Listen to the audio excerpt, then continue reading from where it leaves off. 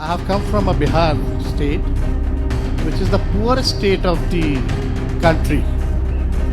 And I have come to Kerala, where in Bihar we give examples that Bihar should be like Kerala. जहां दोस्तों तो तेजस्वी ने केरल में खोला नीतीश सम्राट का कच्चा चिट्ठा। कड़वी सच्चाई देख भारतीय जनता पार्टी को लगी तगड़ी मिर्ची, उड़ गई नींद, मच गया बवाल। दोस्तों पहले तो एक चीज आप नोट कर लीजिए, किसी भी देश की सरकार का विरोध करना उस देश का विरोध नहीं होता है, लेकिन मौजूदा हाल यह है कि भारत की सरकार यानी भारतीय जनता पार्टी का आप विरोध कर नहीं सकते, आप बीजेपी के खिलाफ बोल नहीं सकते। राहुल गांधी विदेश में बोले तब भी आपत्ति है।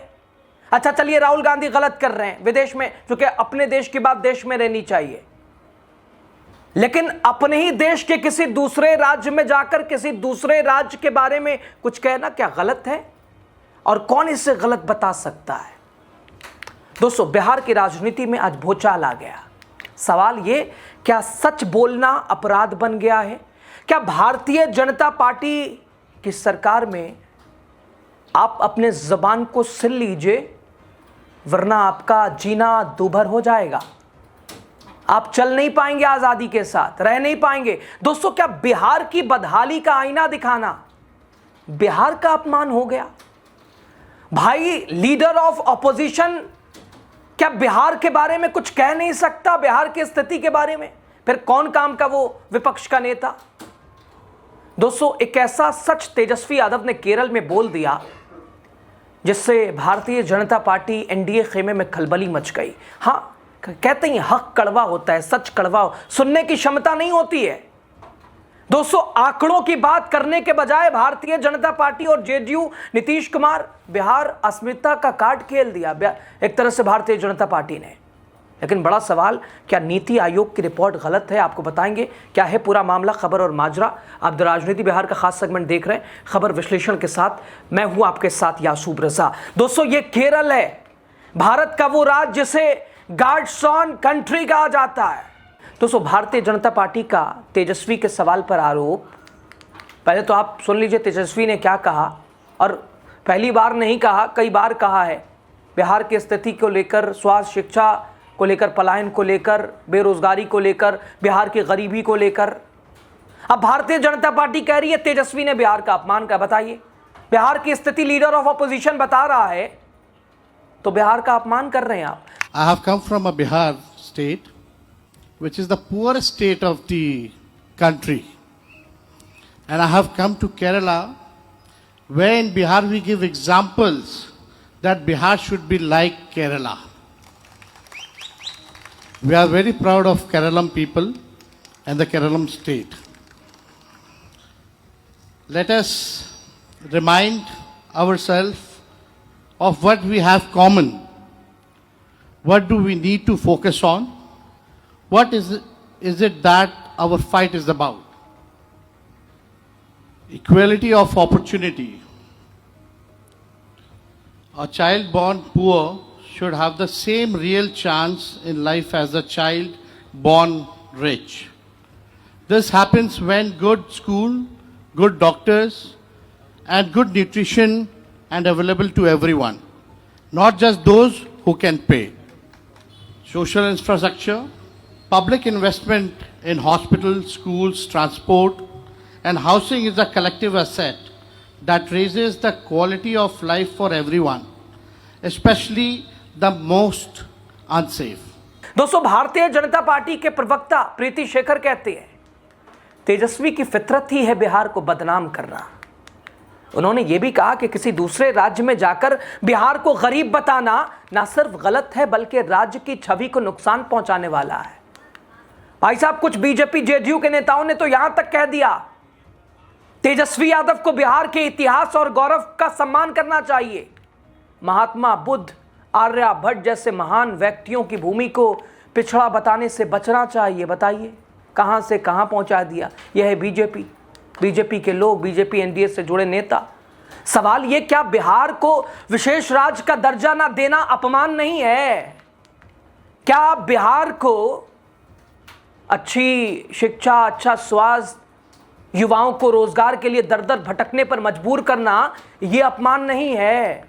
दोस्तों, सत्ता पक्ष अब महात्मा बुद्ध और आर्यभट्ट की दुहाई दे रहा है, लेकिन तेजस्वी पूछ रहे हैं कि बुद्ध की इस ज्ञान भूमि पर आज शिक्षा और अस्पताल वेंटिलेटर पर क्यों है? है कोई जवाब? ये तो मतलब दोस्तों विडंबना इसे कह सकते हैं आप। अब भाई जब बीजेपी ने आके तेजस्वी के ऊपर कटाक्ष किए, मिर्ची लगी तो भड़ास निकाली, आरजेडी ने भी पलटवार किया। आरजेडी ने साफ कहा सच बोलना बगावत नहीं है, यह सुधार की पहली सीढ़ी है और इसके लिए हिम्मत चाहिए। लेकिन भारतीय जनता पार्टी चल रही है, सरकार कोई विरोध ना करे, और इन्होंने नैरेटिव सेट कर दिया है कि इस सरकार का विरोध मतलब देश का विरोध। हालांकि दोनों दोस्तों अलग अलग बातें हैं। देश की सरकार का साथ देना या उसके खिलाफ बोलना, देश का साथ देना या देश के खिलाफ बोलना नहीं है। आरजेडी प्रवक्ता एजा यादव का कहना है अगर केरल ने विकास का एक मॉडल पेश किया है तो उससे सीखने में बुराई क्या है। तेजस्वी यादव का विजन बिल्कुल साफ है, वो बिहार को केरल की तरह शिक्षित और संपन्न देखना चाहते हैं। विपक्ष का कहना है कि भाजपा असल मुद्दों जैसे बेरोजगारी, गरीबी, पलायन, शिक्षा, स्वास्थ्य से ध्यान भटकाना, हिंदू मुसलमान और अपमान का इमोशनल ड्रामा कर रही है। बिहार का अपमान कर दिया। हालांकि ये बात तो पच ही नहीं पा रही है कि हकीकत बताना अपमान कैसे हो गया। दोस्तों आंकड़े झूठ नहीं बोलते। बिहार आज भी, बिहार आप पर कैपिटा इनकम उठाइए, देखिए क्या है। कई पैमानों पर बिहार संघर्ष कर रहा है। तेजस्वी ने बस यही कहा कि जो हर बिहारी महसूस करता है, भाजपा जिसे बदनामी कह रही है असल में वो उसकी अपनी नाकामियों का आईना है। क्योंकि दोस्तों 20 साल में बिहार का आज जो हाल है इन्हीं लोगों ने तो किया है।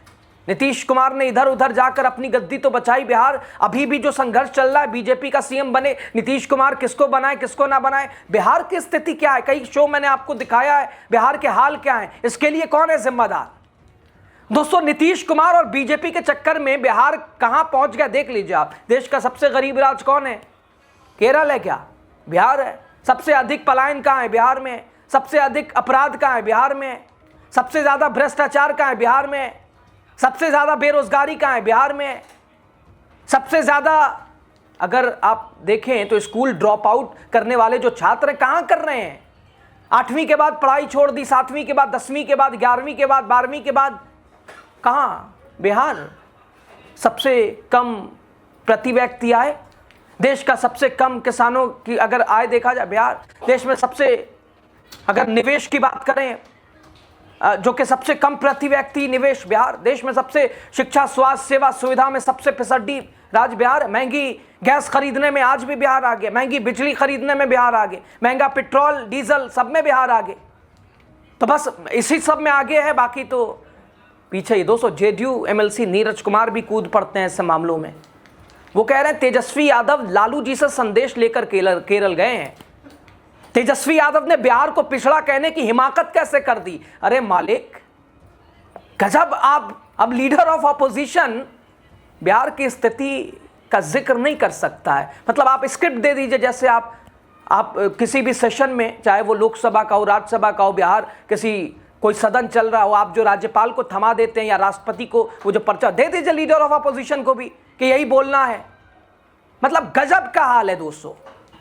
क्या बिहार के विकास की बात करना बिहार का अपमान है? कैसे समझाइए नीरज भाई। या फिर सत्ताधारी दल अपनी नाकामियों को छिपाने के लिए ये असमिता की और अपमान की चादर ओढ़ रहे हैं। तो इस चादर को उतारना आपका काम है। आप बताइए, जिस जनादेश को आपने दिया नीतीश कुमार के नाम पर, कहां है वो? क्यों इतनी जल्दबाजी में सरकार बदल दी गई और बदलने की तैयारी हो रही है? भाई सीएम कोई भी बने, क्या फर्क पड़ता है? बिहार की स्थिति बदलेंगे नहीं बदलेंगे इस पर कोई सवाल नहीं पूछे। सपने देखना है सीएम बनने का। दोस्तों तेजस्वी यादव ने केरल की धरती से जो सवाल उठाया उसका जवाब भाजपा की डायरी में, डिक्शनरी में ना आज होगा, ना कल होगा, ना परसों होगा। आंकड़ों और धरातल पर काम करने के बजाय साहब इतिहास, आर्यभट्ट की धरती का अपमान करा रहे। कोई लॉजिक है कोई? दोस्तों फिलहाल बिहार की सियासत में बयान, युद्ध ये थमता नजर नहीं आ रहा। आरोप प्रत्यारोप। अब आप बताइए, क्योंकि आपकी राय ज़्यादा महत्वपूर्ण है, आप ही सही कह सकते हैं और आप ही तो सरकार को बनाते हैं, आप ही गिराते हैं। तो खुले मन खुले विचार से बताइए कौन सही कौन गलत, फैसला आप पे छोड़ते हैं। बहुत शुक्रिया। I have come from a Bihar state, which is the poorest state of the country. And I have come to Kerala, where in Bihar we give examples that Bihar should be like Kerala.